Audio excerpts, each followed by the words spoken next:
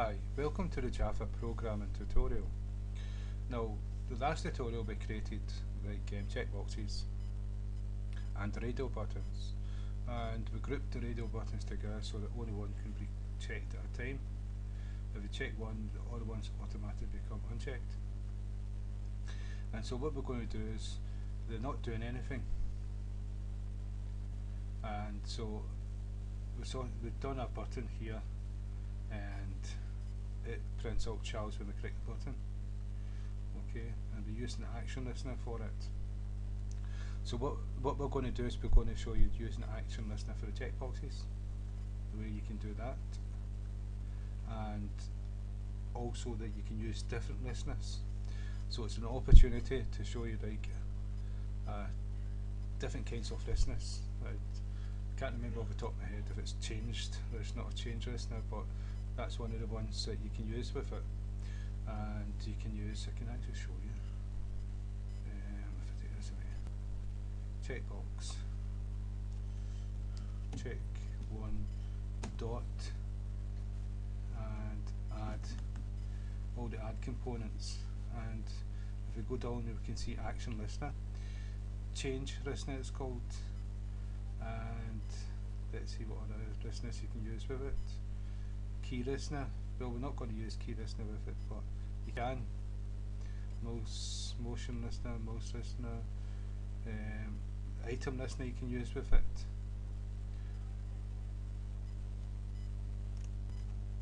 So it's an opportunity to look at different listeners and how we can use them.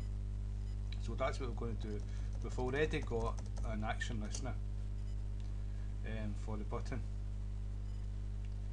If I run the program,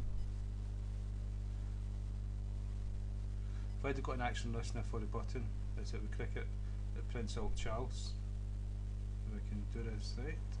Charles, click Charles, and in the menu, if I print name, it prints. It's meant to do something. Okay, I need to check the code. This actually does something, so I don't see it happening. So maybe it doesn't do anything. Let's see. If I go down to the code, action listener. Yeah, I took that part away. So if I do this, don't know why I took it away. If I do this quickly and print, that's the name of the object. Print.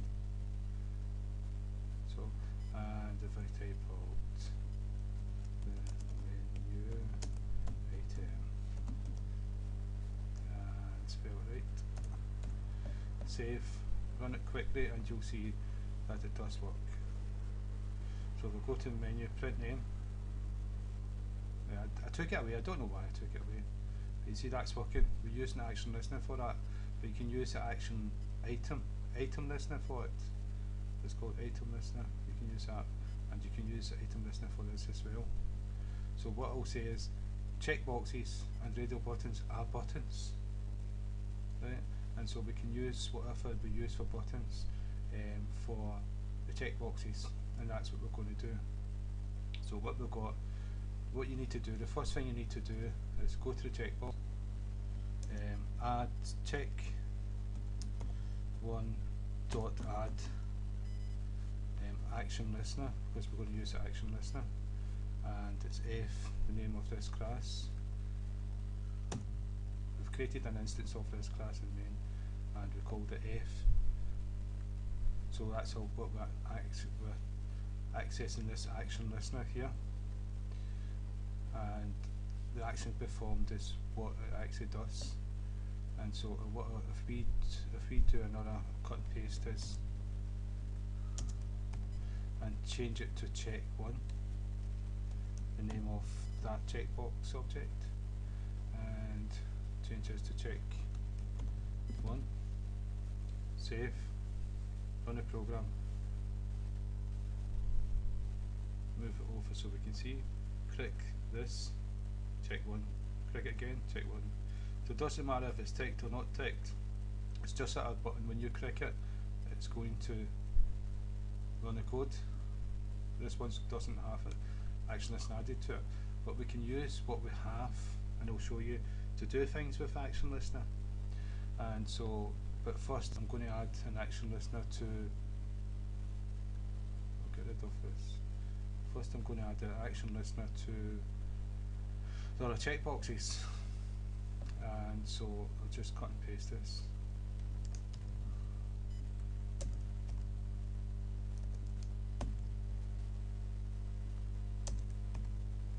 And so this is 2 and this is 3. So I've added 3 action listeners. So if we go down to action performed, what we need to do is put some code in for them too. So we'll make it the exact same as these. So we need to change name to check2 and check3. Remember I showed you how to do the object part, get source, and this is we are testing for what kind of object is fired the event, action event, and if it's this object, this happens, this object, that happens, this object, that happens, and each one's a different object, and these 3 here are checkbox objects. Each one's different. So this one's 3 and this one's 2. So if I save it and run the program quickly, now if I move it over so you can see, if I click this one, you've got check 1, this one check 2, check 3. It doesn't matter what order, you'll always get that printed if an event happens. Any click at all creates an event. Now what you've got here is we've got E, action event E, and so inside E we've got certain methods, and so what we'll do is another print straight underneath one just to show you, and what we're going to do is just print out E dot get action command. Now we've done action command before. This is actually the name of the object. We called this one YouTube, and so if we go down to the other ones, just cut and paste into the other ones, right, and so save, run the program, move it over. If I click this, now you get YouTube, check 1 and YouTube. This is the action command, and that's what we called it. That's the action command. We can use this to execute code.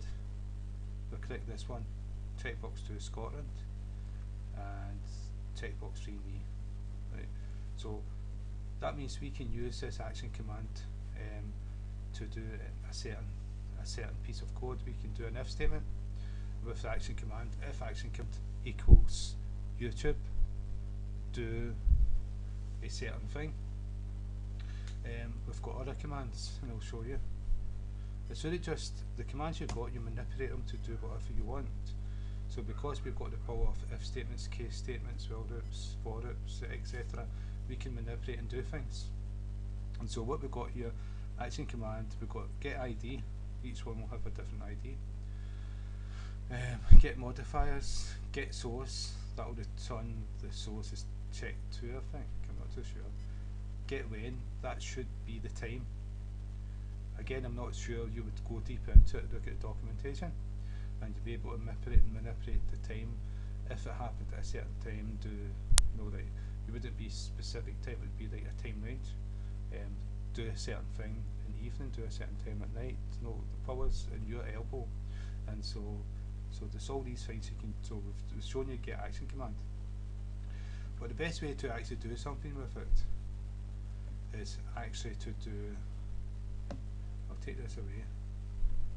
I'm going to create a Boolean variable, and we'll put it straight under the checkboxes. And so it's going to be public static again, because we're going to access it in main and initialize it in main. And so we're going to call it like checkbox 1 CB1, and so we'll initialize it inside main underneath checkboxes. And so now we've got CB1, and we can say equals false. It's going to start off false because it's not going to be a tick inside the box. CB1 doesn't recognize CB1. It's CY. CB1. I didn't spell public right. That's the typo. There you go. Everything should be okay. What's this here? CB1 still doesn't like it. Okay, go back. Public static CB1. Oh right, yeah, I've got to say it's Boolean. Sorry about that. So it's basic, and so but what type is it? It's not type checkbox. It's not type integer. It's type Boolean, and so CB1. Yeah, and so if I go back down to checkboxes, wherever, I think it's here somewhere. Checkboxes. That's us declared it false. So we go back to down to action performed, and if we go into checkbox 1, what we can do an if statement, and we can do this CB1, and what I'm going to do is I'm going to do an if statement. If CB1 is equal to false, and we're going to put it in brackets even though it's just one command. CB1 equals true, we're going to change its condition, and then we're going to do an else statement, else, and then brackets again even though it's just one command. CB1 equals true. So what if we do a click at all? If it's true, it's going to turn false. If it's false, it's going to turn true. So we're going to alter the state. It's going to start at false. So we click it the first time will be a tick in a box, and what that will mean the tick in the box will become true, which is going to happen. And if we click it again, the tick's going to disappear from the box, and so then it will become false. And to show you that's happening, we're going to print it out the state and on a program, move over. Now if I click this, it's going to return true. If I click it again, it's going to return false. No, it's still true. I've got to check that, I've got to sort that out. That was checkbox 1. Now why? If CB1 equals false, else CB equals true. Oh, both true. Yeah, this one's meant to be false. That's really silly. Sorry about that. Right, and spell this right. Spell it right, okay. Right, so it's going to work now. It's going to alter the states. So run a program. If I move it over so you can see it. True. Click it again, it's going to go false. Click it again, it's going to go true. Click it again, it's going to go false.